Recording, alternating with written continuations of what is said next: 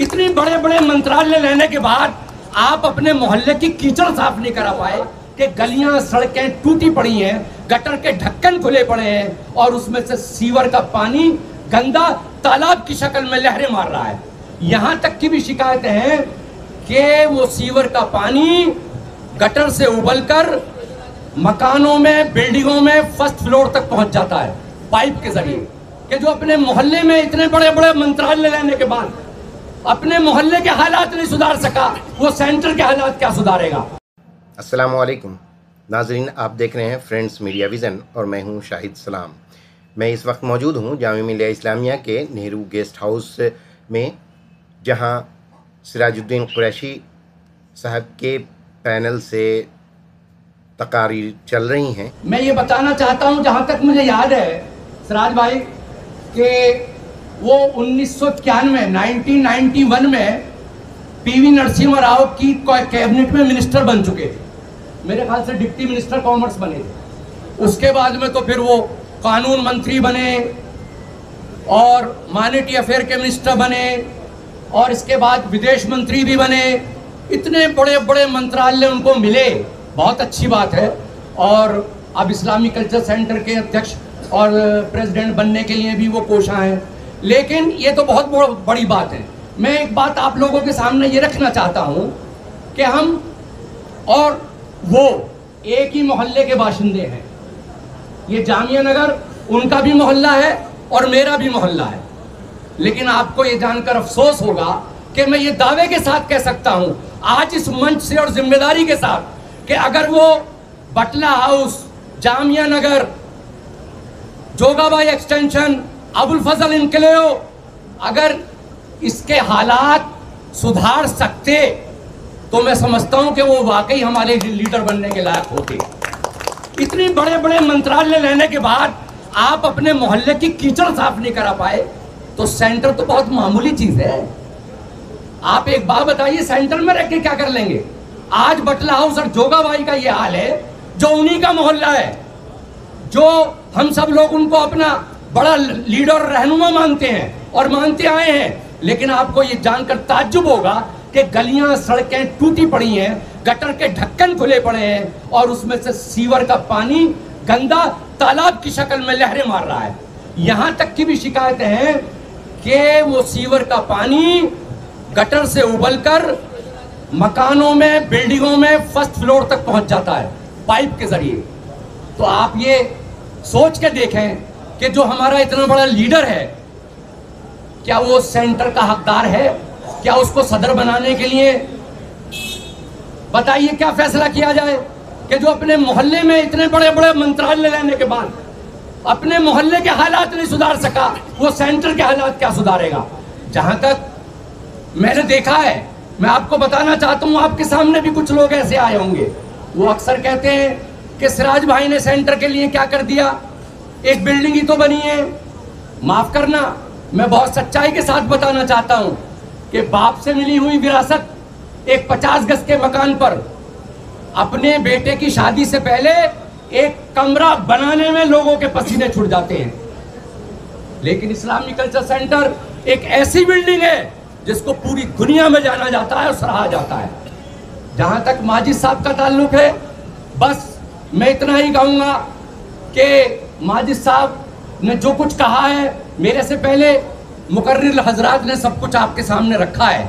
लेकिन बस इतना कहूंगा कि सिराज भाई, आपका जो पैनल है, हम तन मन धन से आपके साथ हैं और जिताकर पूरी कैबिनेट को, पूरे सेंटर को, पूरे पैनल को फिर दोबारा से रोशन करेंगे और उसमें जो काम बाकी रह गए हैं उसको भी पूरा करेंगे। मैं सिर्फ इतना कहना चाहूंगा सिराज भाई की शान में, एक शेर बस समाप्त फरमा लें, उसके बाद मैं आपसे इजाजत चाहूंगा कि ये जो खो गई हैं मेरी अजमतें, मेरी गफलतों का खिराज है।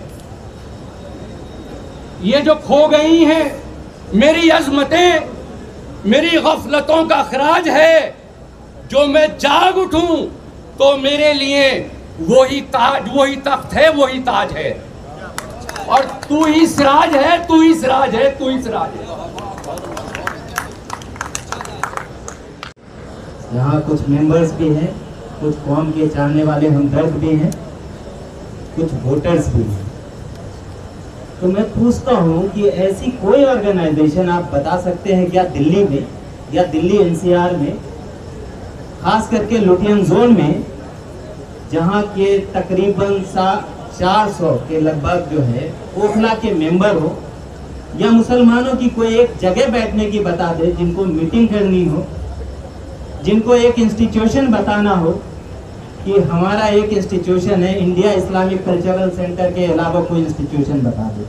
वहाँ पे इंडिया इंटरनेशनल सेंटर है, वहाँ पे इंडिया हैबिटेट सेंटर है, कॉन्स्टिट्यूशन क्लब है, लेकिन उनको वहाँ मेंबरशिप उन्हीं लोगों को मिलती है जो लोग ब्यूरोक्रेट्स हैं, जो लोग पॉलिटिशियंस हैं, खास करके मेंबर ऑफ पार्लियामेंट हैं या मिनिस्टर्स हैं।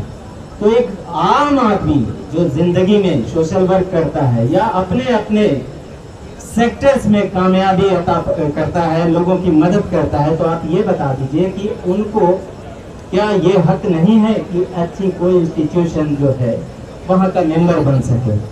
और मैं इस बात के लिए सिराजुद्दीन कुरैशी साहब का शुक्रिया अदा करता हूँ कि लगभग 400 मेंबर्स हैं जो पूरी दुनिया में मौजूद हैं, अलग अलग अपने सेक्टर्स में कामयाबी का परचम लहराया है उन्होंने।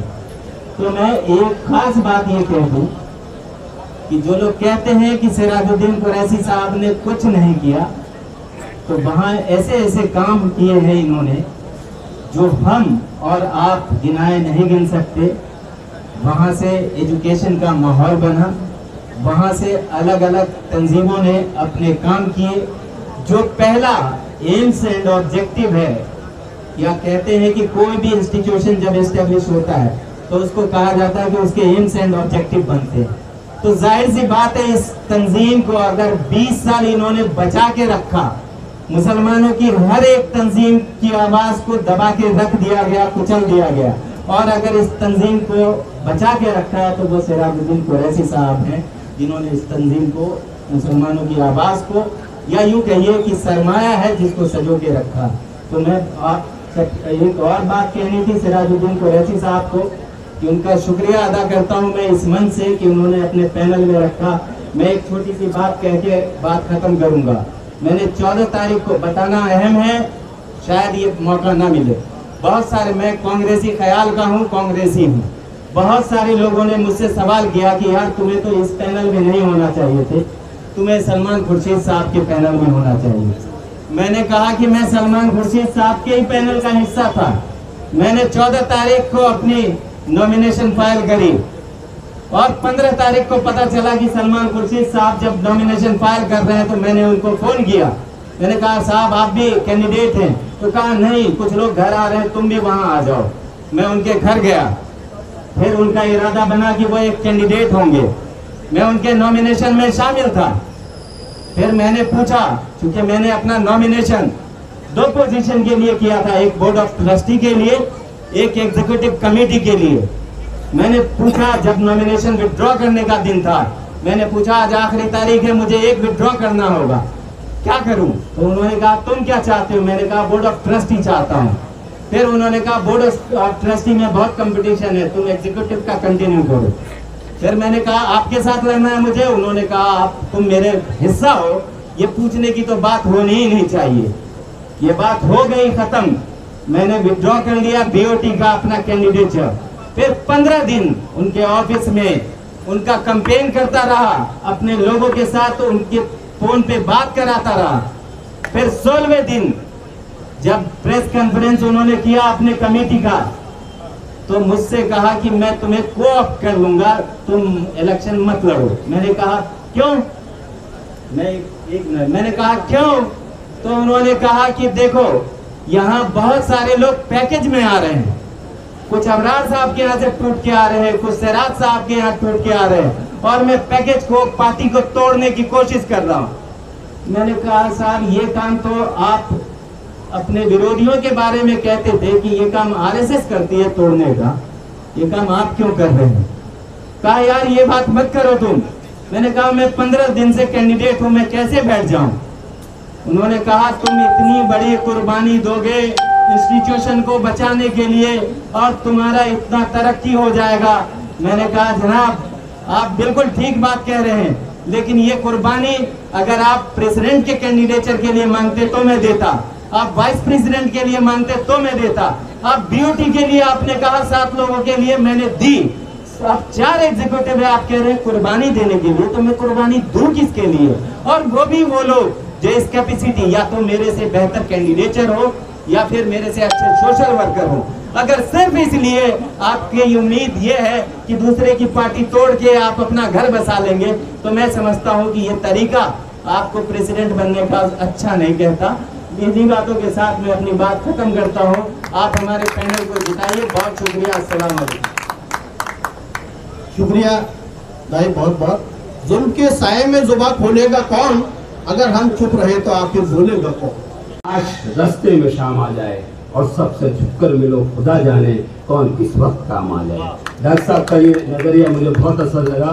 आज इसी नज़रिए के ऊपर मैंने सारी खिदमत जो है डॉक्टर साहब की नज़र कर रहा हूँ, और मैं सारी खिदमत, मेहनत, मुजाहिदा, मुस्तकिल मिजाजी आपके साथ रहेगी। मेरी दुआएं आपके सिलसिले हो मुबारक ये खुशी की ये बहारों की बारात। डॉक्टर साहब हो मुबारक की खुशी की ये बहारों की बारात, और तुम्हारे गुलशन में खिले ऐसे ही अनगिनत गुलाब। तुम्हारे जीवन की जगह पे कोई कांटा ना उगे, और दोस्त तो दोस्त हैं, दुश्मन भी तुम्हें प्यार करें।